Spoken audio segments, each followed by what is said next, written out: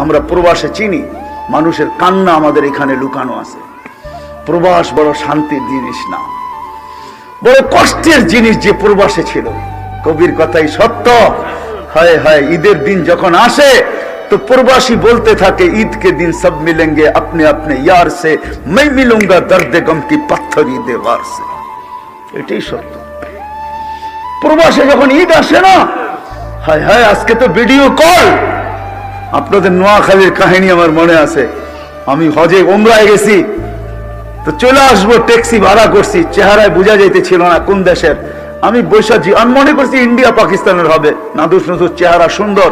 তো আমি উর্দুতে জিজ্ঞাসা করলাম, তোমার বাড়ি কোথায়? বাংলাদেশে। তাইলে আমি বললাম, তোমার সাথে তার উর্দু বলে কোনো দরকার নেই। কোথায় বাড়ি? কয় নোয়াখালী।